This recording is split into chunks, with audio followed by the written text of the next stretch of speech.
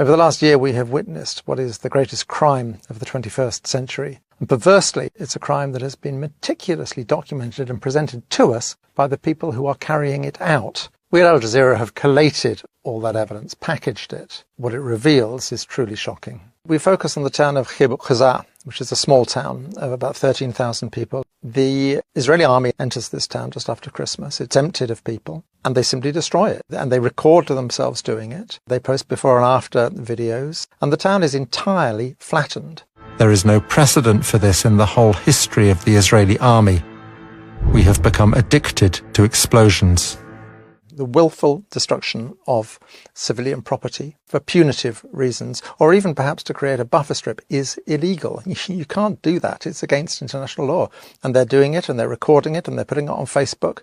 And we know the names of the soldiers and the commanders who did it. They go into the homes of Palestinians, and they're often clearly staying there, and they just smash them up. And they film themselves smashing them up.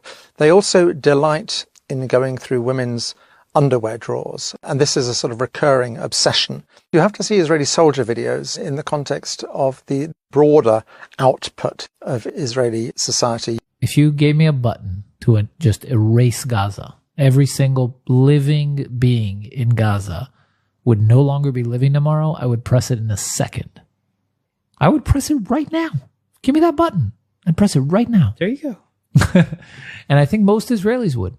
There's an Israeli song called This Was My Home. And what they would do is dress up as caricatures of obviously what they perceive Palestinians to be, being sung mockingly to people who no longer have homes. We're not looking at some sort of obscure subculture within Israeli society. This is mainstream Israeli society.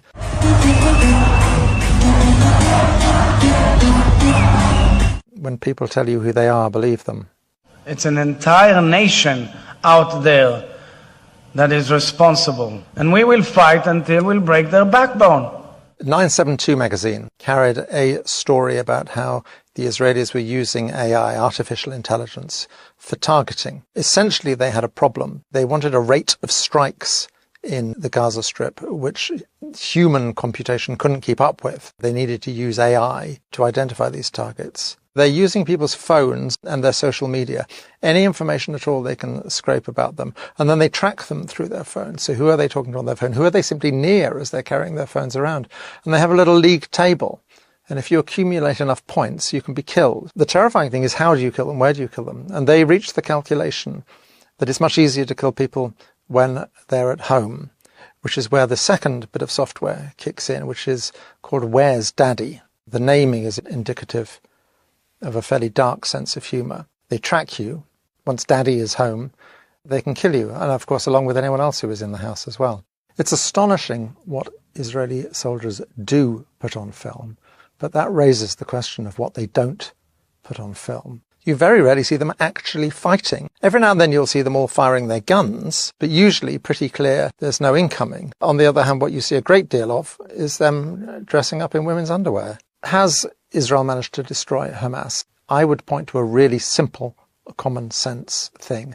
Israeli soldiers have posted thousands of videos online. The IDF, the Israeli army, repeatedly posts videos online. Scour those videos for the bodies of dead fighters, and there's remarkably few. I remember 20 years ago in Afghanistan when the Taliban fell, before the age of social media, and I remember making films about that, footage with piles of corpses. It's extraordinary how few dead Hamas fighters we are seeing. Another extraordinary facet of this conflict is the repeated attacks on hospitals. They have assaulted every single one of the 36 hospitals in the Gaza Strip. We have the films of Mohammed al-Halou, a remarkable young journalist who really chronicled the whole story of the Nasser hospital. The Israelis are very keen to drive people taking refuge in the hospital out, to force them further south. They send a messenger into to the hospital to order the people there to leave. And they use a detainee,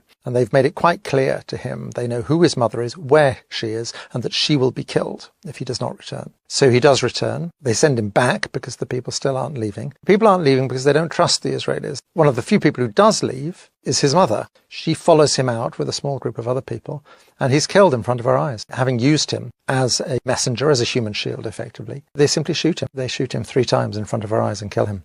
What is extraordinary about so many of the soldiers' videos is the sense of impunity they have. One particular video is the 202nd paratroopers. When they left Gaza, individuals within that unit put together a video. It's like a commemorative video, and it's edited and it's set to music and so on. It's been up on YouTube now for 6 months. It includes 3 men, separate incidents, men who are shot by snipers. They are putting up the killing of people who are clearly unarmed. And for soldiers to post this in their own names shows a sense that they simply don't have to account for their actions at all. Deaths by snipers are very common in the Gaza Strip, and it's not just adult men. There's a particular shot of a child, a young boy, who was shot at the gates of the Nasser hospital. It's then too dangerous to collect the body. If you're a sniper, you know who you're shooting. You've got very good sights and you know perfectly well what you're looking at. Mohammed al-Helou, he is almost killed numerous times. One of the occasions is he's shot. He's wearing a flak jacket.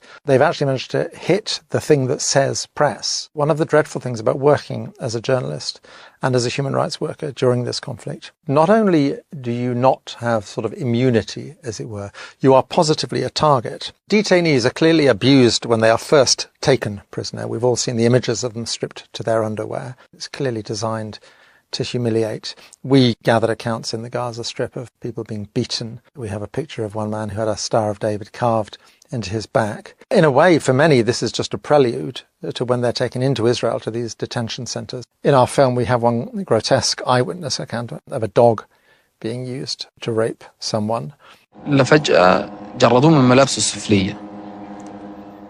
إجا كابتن كان موجود. إجا زي وضع مادة إشي حاجة إشي يعني على مؤخرة الشاب. وأطلقوا كان في كلب موجود أطلقوا عليه الكلب. كلب هذا يعني كيف أقول لك مش مارس الجنس اغتصب الشاب اغتصبوه في معنى الكلمة.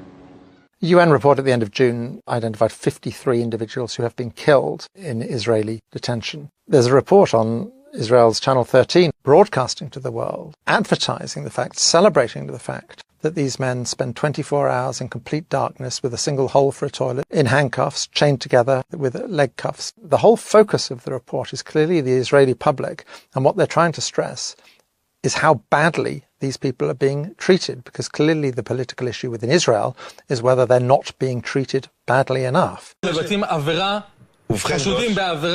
של אינוס, בעצור כפות, זה לא מעניין אותך? בגדול, עוד פעם, זה מעניין לי את העכוז מה עשו לאיש חמאס הזה. אני כל הזמן זוכר, קודם כל הדבר היחיד שמבחינתי הוא בעיה פה, זה שזו לא איזושהי מדיניות מוסדרת של המדינה להתעלל בעצירים. כי בגדול, זה גם, קודם כל מגיע להם, וזה אחלה נקמה שאנחנו צריכים לתת להם, ודבר שני, אולי זה גם ישמש אותנו קצת יותר כהרתעה. No one can hide here. No one can pretend they didn't know what was happening, because the Israelis were shouting it in our faces.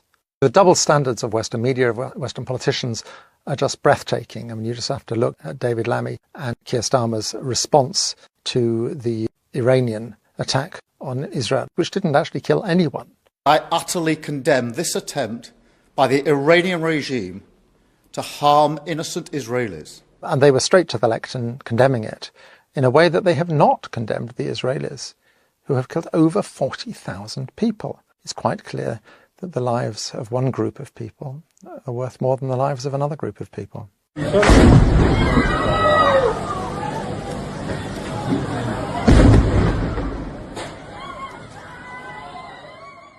No one can say they didn't know. The Israelis could not have made it clearer to us what they were doing in their rhetoric, social media they were posting, and what their own media was saying, that this was an exercise in ethnic cleansing, quite possibly an exercise in genocide. They were making it abundantly clear to us. And if we are ignorant, we are willfully ignorant. When people tell you who they are, believe them.